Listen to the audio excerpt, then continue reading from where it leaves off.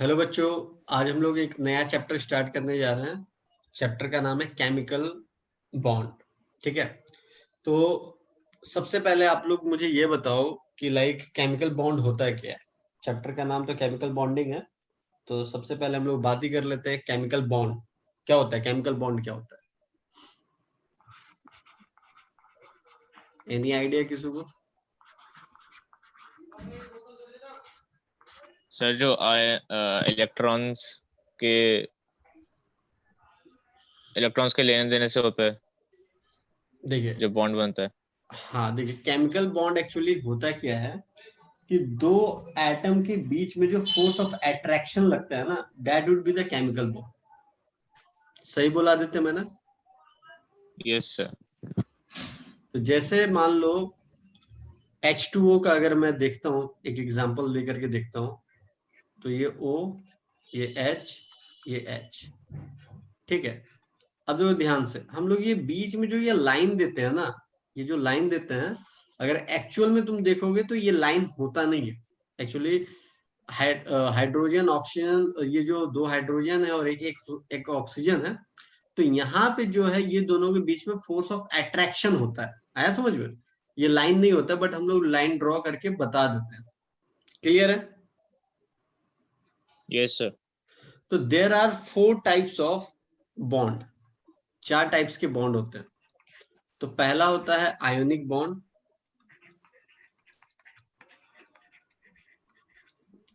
दूसरा जो होता है वो होता है कोवेलेंट बॉन्ड,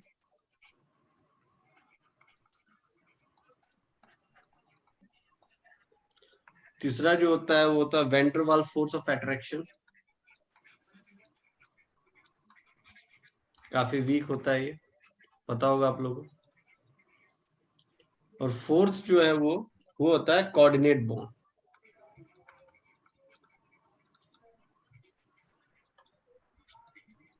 ठीक है, चलिए, आप लोग से मैं कुछ क्वेश्चन पूछ रहा हूँ कि ये जो आयोनिक बॉन्ड है और ये कोवेलेंट बॉन्ड है, एक्चुअली आयोनिक आयोनिक बॉन्ड जो है वो किसके किसके बीच में होता है और कोवेलेंट बॉन्ड किसके बीच में होता है, एनी आइडिया? सर आयनिक एनी आइडिया आप लोगों को? आयनिक बॉन्ड किसके किसके बीच में होता है और कोवेलेंट बॉन्ड किसके किसके बीच में होता है? सर आयनिक बॉन्ड दो मतलब एक मतलब उन एटम्स के बीच में होता है जो इलेक्ट्रॉन्स देने या लेने की क्षमता रखते हैं। मतलब हाँ, एनर्जी रिक्वायर्ड थोड़ी कम होती है तो उसमें। इलेक्ट्रॉन देने की क्षमता कौन रखता है? मेटल। इलेक्ट्रॉन देने की यस क्षमता सर। कौन रखता है? मेटल। और इलेक्ट्रॉन लेने की मेटल। क्षमता कौन रखता है? Non metal. तो नॉन मेटल। आयोनिक बॉन्ड, तुमने एकदम सही कहा कि सर जहां लेन देन की बात होती है वहां पे आयोनिक बॉन्ड होता है। तो आयोनिक बॉन्ड लेन देन कब होता है? एक अमीर और एक गरीब आदमी के बीच में। अगर यस सर। मान लो दोनों अमीर है तो क्या लेन देन करेंगे? दोनों के पास तो खूब पैसा है ना। बट अगर लेन देन की बात आप करोगे तो एक अमीर आदमी होता है और एक गरीब आदमी होता है। तो अमीर आदमी का यहाँ मतलब है मेटल से, और गरीब आदमी का मतलब है नॉन मेटल से। आया समझ में? Yes sir. तो मेटल क्या करता है? इलेक्ट्रॉन डोनर होता है। क्या होता है ये? Electron donor. और नॉन मेटल क्या होता है? Electron acceptor. क्लियर है? Yes sir. कोवेलेंट बॉन्ड किसके किसके बीच में होता है? सर ये उनके बीच में होता है जो मतलब पूरा दे नहीं सकते, जो मतलब शेयर करते हैं वो सर जहाँ इलेक्ट्रॉन्स। इलेक्ट्रॉन की शेयरिंग होती है। इलेक्ट्रॉन की शेयरिंग होती है, तो इलेक्ट्रॉन की शेयरिंग किस पे होगी? नॉन मेटल में। यह हमेशा नॉन मेटल के बीच में होता है ना। मतलब ये क्या बोलते हैं, ये दोनों भूखे प्यासे हैं। यहाँ पे क्या होता है, एक अमीर आदमी है मेटल और एक गरीब आदमी, तो अमीर आदमी उसको दे देता है ना। बट यहाँ पे कोवेलेंट यस बॉन्ड सर। में क्या होता है कि दोनों जो है ना बड़े भूखे प्यासे होते हैं। तो भूखे प्यासे होते हैं तो लड़ने लगते हैं। तो लड़ने लड़ने से बात बनेगी नहीं, तो दोनों को बोला जाता है भैया शेयर कर लो दोनों, है ना। तो कोवेलेंट बॉन्ड क्या कहाँ पे होता है? शेयरिंग ऑफ इलेक्ट्रॉन, या पार्टनरशिप बोल लो, पार्टनरशिप ऑफ इलेक्ट्रॉन या शेयरिंग ऑफ इलेक्ट्रॉन। जैसे मान लो एक एग्जांपल देके बताता हूँ। अब जैसे हाइड्रोजन है, हाइड्रोजन के पास एक एटम, और इस हाइड्रोजन के पास भी एक है ना। अब ये बोलेगा Yes, sir. भैया भैया हम दोनों को कैसा बनना है, तो हीलियम की तरह बनना है ना। हीलियम के पास 2 होता है ना। तो ये Yes, sir. हाइड्रोजन ने बोला भैया एक तुम इधर रख दो अपना वाला, ये बोला एक तुम इधर रख दो अपना वाला। तो ये बोला कि हम ऐसे बना लेते हैं 2 इलेक्ट्रॉन, जब हम बनाएंगे तो हम 2 ले लेंगे, और ये बोला जब हम बनाएंगे तो 2 ले लेंगे। तो शेयरिंग ऑफ इलेक्ट्रॉन दिख रहा है यहाँ पे, Yes, sir. क्लियर है। चलिए, Yes, sir. तो आज के जो चैप्टर में हम लोग ionic bond and covalent bond की ही बातें करेंगे आज के इस वीडियो लेक्चर में, ठीक है। तो चलिए आयनिक बॉन्ड को थोड़ा सा और अच्छे में जानते हैं क्या होता है आयनिक बॉन्ड। अब देखिए आयनिक बॉन्ड में अभी मैंने आपको बताया कि आयनिक बॉन्ड जो है 2 ऐसे चीज के बीच में होता है जिसमें एक डोनर और एक एक्सेप्टर होता है, क्लियर है। Yes, sir. डोनर कौन हो जाता है, मेटल, और एक्सेप्टर कौन होता है, नॉन मेटल। चलिए अब एक एग्जांपल लेते हैं हम सोडियम का। सोडियम ले लिया Na, तो Na करता क्या है, Na करता है कि फटाक से Na+ बन जाता है और एक इलेक्ट्रॉन रिलीज भी कर देता है, पता है ना आप लोगों को। Yes, sir. तो ये जो रिलीज करता है, ये जो रिलीज करता है इस प्रोसेस को बोलते हैं आयनाइजेशन एंथैल्पी। क्या बोलता है, क्या बोलते हैं इसको, Ionization. Ionization enthalpy. Ionization enthalpy में क्या होता है, इलेक्ट्रॉन का रिलीज होना। नहीं आया समझ में, यहाँ पे इलेक्ट्रॉन Yes, रिलीज sir. हो रहा है आयनाइजेशन एंथैल्पी में। अब वही आप जैसे NaCl है, तो NaCl जब हम लोग का बनता है तो यही जो हाफ Cl2 जो है, हाफ Cl2 क्या करता है, एक इलेक्ट्रॉन को एक्सेप्ट कर लेता है। ये जो इलेक्ट्रॉन यहाँ से रिलीज हुआ इसको ये क्या कर रहा है, एक्सेप्ट कर ले रहा है। जब ये एक्सेप्ट करता है उस प्रोसेस में होता है इलेक्ट्रॉन गेन एंथैल्पी। क्या होता है, Electron gain enthalpy. Gain enthalpy.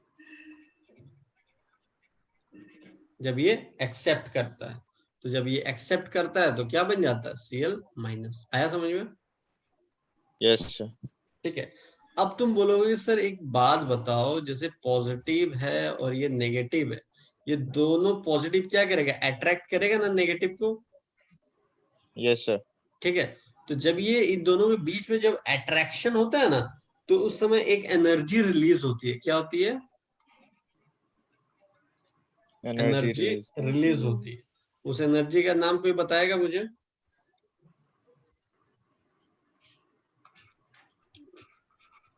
That is called the lattice enthalpy. Lattice energy. क्या बोलते हैं, लैटिस एंथैल्पी। Lattice enthalpy. ये लैटिस एंथैल्पी कब जनरेट होती है, जब 2 अपोजिट चार्जेस आपस में क्या करते हैं, अट्रैक्ट करते हैं, और उस पे एक एनर्जी रिलीज होता है, उसी को कहते हैं लैटिस एंथैल्पी। क्लियर है यहाँ तक। Yes, sir. चलिए इसके बाद हमें पढ़ना है what are the factors that affecting ionic bond formation. Ionic bond का जो फॉर्मेशन होता है, एक्चुअली देखो आयनिक बॉन्ड क्या होता है, आयनिक बॉन्ड अभी क्या बताया मैंने, complete transfer of electron. Ionic bond का Yes, मतलब sir. क्या बताया मैंने, एक complete transfer of electron जिसमें होता है. आयनिक बॉन्ड का क्या बताया, कंप्लीट ट्रांसफर ऑफ इलेक्ट्रॉन। ठीक है। तो कंप्लीट ट्रांसफर ऑफ इलेक्ट्रॉन से तो समझ में आ रहा है sir, but what are the factors, हम लोग क्या पढ़ रहे हैं, what are the factors affecting ionic bond formation। ठीक है, आयनिक बॉन्ड फॉर्मेशन। तो पहला जो है वो होना चाहिए लो आयनाइजेशन एनर्जी। क्या होना चाहिए, low Low ionization ionization energy. Energy. तो ये लो आयनाइजेशन एनर्जी किसका होगा, अभी हम लोगों ने देखा था कि आयनाइजेशन एनर्जी कहाँ पे होता है, मेटल के केस में होता है. हाँ जब ये रिलीज होता है, देखो आयनाइजेशन एंथैल्पी है ना, जब रिलीज Yes, करता sir. है तो आयनाइजेशन एंथैल्पी बोलते हैं उसको। तो आयनाइजेशन एंथैल्पी हमारा कैसा होना चाहिए, लो होना चाहिए, वो भी किसके, मेटल के केस में। नहीं आया समझ में। ये Yes, मेटल sir. के केस में होता है और हमेशा क्या होना चाहिए, लो होना चाहिए। Low. नहीं है समझ में? Yes, sir. सेकेंड ये कहता है कि हाई इलेक्ट्रॉन एफिनिटी होना चाहिए, high electron affinity. High electron affinity किसका होना चाहिए? हाई इलेक्ट्रॉन Non-metal का. नॉन मेटल का। Very good. तो इसका दूसरा नाम क्या है? हाई इलेक्ट्रॉन एफिनिटी का दूसरा नाम क्या है? Electron gain enthalpy. क्या बोलते हैं इसको? Electron gain enthalpy. Electron gain enthalpy. अब जरा दिखा देता हूं मैं पीछे कि इलेक्ट्रॉन गेन इंथैल्पी कब हम लोग बोल रहे थे, जब ये एक्सेप्ट कर रहा था। आ रहा समझ में? Yes, sir. तो जब एक्सेप्ट करता है कोई तो वहां उस समय इलेक्ट्रॉन गेन इंथैल्पी होना चाहिए। तो इलेक्ट्रॉन गेन इंथैल्पी क्या होना चाहिए? हाई होना चाहिए। High होना चाहिए. थर्ड पॉइंट बोल रहा है कि हाई लेटिस एंथैल्पी होना चाहिए, हाई लेटिस एंथैल्पी होना चाहिए। ठीक है। अब तुम बोलोगे सर ये सारी चीजें तो आप बता दिए, बट ये होना क्यों चाहिए? लो क्यों होना चाहिए? ये हाई क्यों होना चाहिए? ये हाई क्यों होना चाहिए? दिमाग में क्वेश्चन आ रहा होगा आप लोगों के, Yes, sir. है ना, कि क्यों होना चाहिए? तो एक बात मुझे Sir, ये बताओ, जैसे मान लो कोई बिजनेस करते हो, तुम क्या करते हो? बिजनेस करते हो। तो मान लो कोई बिजनेस करते हो तो तुम क्या चाहोगे? अगर तुम मान लो बिजनेस करते हो तो तुम क्या चाहोगे? कि जितना कम इनपुट हम दे सके और जितना ज्यादा आउटपुट ले सके। नहीं है समझ में? yes, sir. तो जितना इनपुट कम हम दे सके, इनपुट लो लिख दे रहा हूं, जितना इनपुट हम कम दे सके। तो इनपुट कब दिया जा रहा है? जब हम लोग यहाँ पे देख रहे हैं, देखो पीछे डायग्राम में आ जाते हैं, तो यहाँ सोडियम है ना? सोडियम को इलेक्ट्रॉन रिलीज कराने के लिए हमको आयनाइजेशन थेरेपी देना पड़ रहा है, मतलब एनर्जी Yes, देना sir. पड़ रहा है इसको, एनर्जी देना पड़ रहा है ना Yes, जी, sir. तभी तो इलेक्ट्रॉन Yes, रिलीज sir. कर रहा Yes, है। sir. तो जब हम एनर्जी दे रहे हैं, तो हम कोई बिजनेस अगर करते हैं तो हम चाहेंगे ना कि कम से कम एनर्जी उसको दे हम। Yes, sir. तो वही चीज बात हो गई कि सर लो आयनाइजेशन एनर्जी होना चाहिए। समझ में आया आपको? Yes, sir. और हम चाहेंगे कम इनपुट में, लो इनपुट में हमारा प्रॉफिट क्या हो? हाई हो, Yes, sir. है ना? तो ये सेकेंड और थर्ड केस में ये रिलीज हो रहा है। क्या हो रहा है? रिलीज हो रहा है। तो हम चाहेंगे कि ज्यादा रिलीज हो। नहीं आया समझ में? Yes. Yes, sir. Electron gain enthalpy हमें कब मिलता है? इलेक्ट्रॉन गेन एंथैल्पी हमें कब मिल रहा है? जब इलेक्ट्रॉन एक्सेप्ट किया जा रहा है, जब उसको एनर्जी Yes, दिया sir. जा रहा है इलेक्ट्रॉन एक्सेप्ट करने के लिए, तो उस समय क्या बोला जाता है? Electron gain enthalpy. ठीक है, चलिए सर इसको ये थोड़ा सा, फैक्टर्स अफेक्टिंग हाई आयनिक बॉन्ड फॉर्मेशन है ना, मतलब maximum ionic bond exactly easily जितना एग्जैक्टली, बने, हाँ अच्छे से अच्छा आयनिक बॉन्ड बनेगा। इजीली अच्छा, बन जाए. हाँ अच्छा आयनिक बॉन्ड बनेगा। नहीं ठीक आया है समझ में? सर. चलो आगे लो आयनाइजेशन एनर्जी का एक थोड़ा सा एग्जांपल देकर के मैं समझाता हूँ। ठीक है, पहला लो आयनाइजेशन एनर्जी।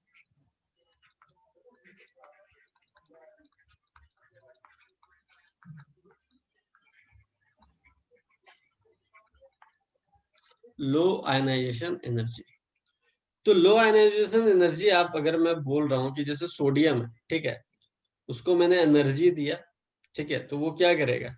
इलेक्ट्रॉन को रिलीज कर देगा। Yes sir. ठीक है, तो जब इलेक्ट्रॉन को रिलीज करेगा तो हम तो चाहेंगे ना कि मेरा क्या जाए, आयनाइजेशन एंथैल्पी जो है वो क्या होना चाहिए? लो होना चाहिए। क्योंकि अभी हमने बताया ना, कोई बिजनेस करते हैं, अगर इनपुट देने की बात आती है तो हम सोचते हैं कि कम से कम इनपुट दे और ज्यादा प्रॉफिट हो। तो हम तो चाहेंगे कि भैया हम आयनाइजेशन एंथैल्पी कम से कम दे। नहीं है समझ, एनर्जी कम दे उसको। Yes sir. सेकेंड जो था हमारा वो था इलेक्ट्रॉन गेन एंथैल्पी। क्या था? Electron gain enthalpy. Electron gain enthalpy. ये कब होता है? जब रिलीज वाला केस होता है। इलेक्ट्रॉन गेन एंथैल्पी या इलेक्ट्रॉन एफिनिटी बोल लो, दोनों एक ही चीज है, ठीक है। जैसे फॉर एन एग्जांपल अगर मैं तुमको बोलूं, हेलोजन का एक एग्जांपल ले लेता हूं, क्योंकि नॉन मेटल में ही होता है। हेलोजन का अगर मैं एग्जांपल ले लेता हूं, तो क्या होगा यहाँ पे? इलेक्ट्रॉन गेन एंथैल्पी एनर्जी हमें देना पड़ेगा, क्योंकि बड़ा भूखा होता है ये, है ना? Yes sir. तो अगर मान लो मैंने आपको बोला कि इलेक्ट्रॉन गेन एंथैल्पी, तो हमेशा याद रखना कि इलेक्ट्रॉन गेन एंथैल्पी हमेशा नेगेटिव होता है, माइनस डेल एच। तो पॉजिटिव किस केस में होता है? Except noble gas. Noble gas में इलेक्ट्रॉन गेन एंथैल्पी जो पॉजिटिव हो जाता है, ठीक है। Except yes sir. Noble gas, ये कभी एमसीक्यू क्वेश्चन बहुत बार पूछा जाता है। एक्सेप्ट नोबल गैस, हर एक में हमारा क्या होता है? नेगेटिव डेल एच, मतलब हमारा इलेक्ट्रॉन गेन एंथैल्पी क्या होता है? नेगेटिव होता है, ठीक है। उसके बाद थर्ड पॉइंट आप लोगों को लिखवाया था मैंने, लैटिस एनर्जी, लैटिस एंथैल्पी लिखाया था ना। Yes sir. तो ये क्या होता है वो देख लो। तो देखिए लेटिस एनर्जी क्या होता है, जैसे मान लो अभी आपको मैंने क्या बोला कि Na प्लस है और Cl माइनस है, ठीक है। तो यहाँ पे ये इलेक्ट्रॉन रिलीज करता है, सोडियम इलेक्ट्रॉन क्या करता है? रिलीज करता है। रिलीज करते वक्त, रिलीज जब ये करता है, फिर भी ये क्या करता है? सोडियम क्लोरीन को अट्रैक्ट करता है और क्या बना देता है? NaCl बना देता है। Yes yes sir. तो NaCl जो बना देता है, तो ये गैसियस गैस से क्या बन जाता है? सॉलिड नहीं बन जाता ये। Yes sir. तो जब ये बन रहा है, तो ये बीच जो भी ये पॉजिटिव और नेगेटिव का जो अट्रैक्शन हुआ, तो मैं क्या बोलता हूँ? पॉजिटिव और नेगेटिव के अट्रैक्शन के बीच में क्या होता है? एक एनर्जी रिलीज होता है। एनर्जी क्या होता है? Yes sir. रिलीज एनर्जी होता है। रिलीज होता है। तो उसी एनर्जी को हम लोग बोलते हैं लैटिस एनर्जी, है ना। Yes sir. ठीक है। और हम तो चाहेंगे कि भैया ज्यादा ज्यादा एनर्जी रिलीज करे, क्योंकि हमें तुमको बताया थे, अगर कोई बिजनेस करते हैं तो हमको ज्यादा ज्यादा प्रॉफिट चाहिए होता है। तो हम चाहेंगे ये ज्यादा ज्यादा एनर्जी रिलीज करे। तो अगर ये तीनों कंडीशन फिट बैठता है, तो क्या होता है? अच्छे से अच्छा आयनिक बॉन्ड हमें मिलता है। आया समझ में? Yes sir. For making good ionic bond, मतलब अच्छे से अच्छा आयनिक बॉन्ड बनाने के लिए ये तीनों कंडीशन को फुलफिल करना पड़ेगा। क्लियर है? Yes sir. तो आज की इस वीडियो लेक्चर में हमने एक छोटा सा इंट्रोडक्शन आप लोग को दिया था ये केमिकल बॉन्डिंग के बारे में, ठीक है। और इसको डिटेल में आप लोग पढ़ करके रखिएगा और सारी चीजें अच्छे से क्लियर कीजिएगा, क्योंकि इसका नेक्स्ट जो वीडियो लेक्चर आने वाला है वो थोड़ा हम लोग फास्ट भी चलेंगे, तो इसलिए आज इंट्रोडक्शन का ही सिर्फ पार्ट बताया आप लोगों को। तो इस वीडियो को एक बार और आप लोग देखिएगा। देखने के बाद जो चीजें डाउट्स में रहेंगी या जो चीजें आपको समझ में नहीं आई हैं, आप लोग मुझे व्हाट्सअप करके बताइएगा या जैसा भी हो, ठीक है, ताकि मैं उसको जल्दी से जल्द सॉल्व करने की कोशिश करूंगा। ठीक है, okay, till then bye bye, take care.